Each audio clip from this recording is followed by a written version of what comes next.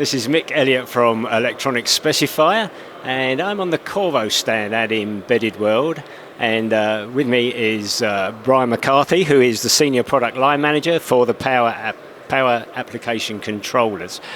Brian, before we get into two new products that have been launched here by Qorvo, just give us a little bit of background on Qorvo and the company. All right, yeah, so thanks, Mick, for the time. Really appreciate it. Excited to be here at Embedded World.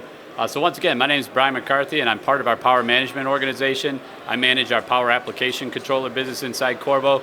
And Qorvo's a great company.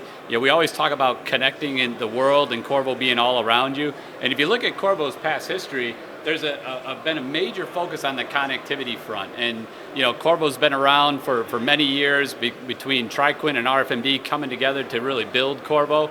And but then over time, Qorvo decided, hey, we want to get into the power management space as well. So with some key acquisitions, with Active Semiconductor in 2019 timeframe, and even more recently with United Silicon Carbide, Qorvo's really expanding the power management side of the business now, and that's what we're excited here today to talk about some new products on the power management front. Okay, with that, Brian, two new products, two battery management systems. What's unique about these systems? What are they going to bring to the market? Yeah, so when you look at kind of the industry trends that are out there, you see that many customers are moving to kind of brushless DC motor technology, and we're seeing this trend towards higher power, higher voltage type applications in the industrial front. So what we announced today is our first 10 cell to 20 cell fully integrated intelligent battery management solution we call the PAC 22140 and the PAC 25140. 20 cell, why is that important?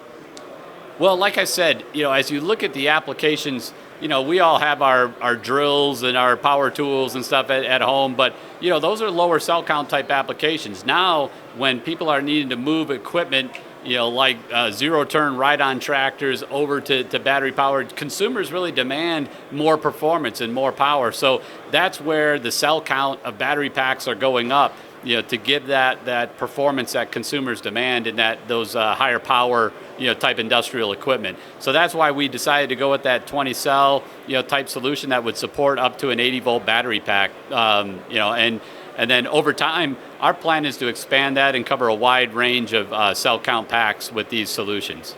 Okay, can you talk us through some of the other features of the products and just differentiate between the two? Yeah, for sure, and I could show a quick slide here.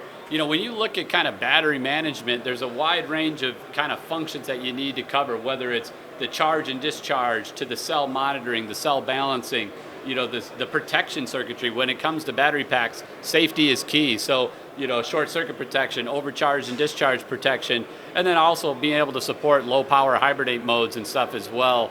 For all battery management type applications. So these are the types of features that are all integrated into a single chip solution that we're offering from Qorvo. The single chip's important, isn't it? You've integrated functions onto this, and what are the advantages of that integration that it brings to customers? Yeah, so people want to get the longest life as they possibly can out of the battery.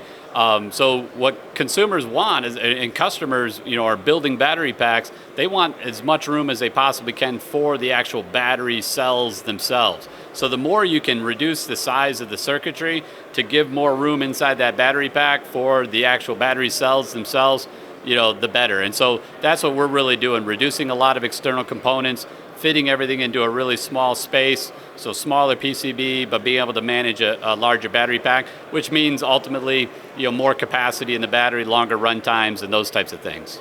And there's a saving, I guess, on bill of materials as well. Yeah, bill of material savings as well. Just overall logistics benefits as well. Not having to procure so many different components that are out there, but having a single chip solution. That once again integrates both the digital intelligence with the MCU. So we have the microcontroller integrated, but then we have the high voltage analog that's needed for the battery management, all in a single chip. Okay, the microcontroller. Just talk us through that, and then the analog you've added on.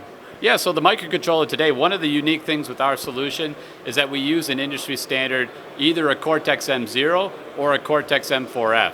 So as a battery management product, once again, fully programmable, we provide the ecosystem and the tools for customers so they can get started, but we give them that very flexible industry standard digital core that they can program and add their own IP. So that's kind of the digital side of things.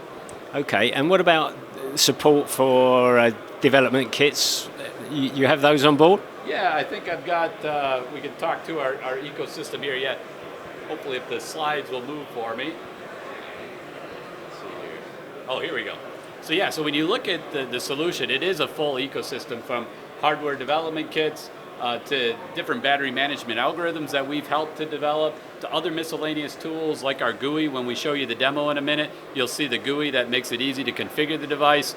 But yeah, so the development boards, samples, everything's available for customers today, with standard programming tools and stuff that you would use with any general purpose ARM, Cortex M0 or M4F. And this is available now, is it in production now and in the distribution channel as well? Yeah, so our first product, the 22140, is in full production and with EBKs and samples available. Our M4F part is sampling with EBKs as well, and will be in production in the April timeframe. So all the documentation, tools, and silicon we can get in customers' hands quickly. Okay, Brian McCarthy, thank you very much. Thank you very much. Thanks for the time.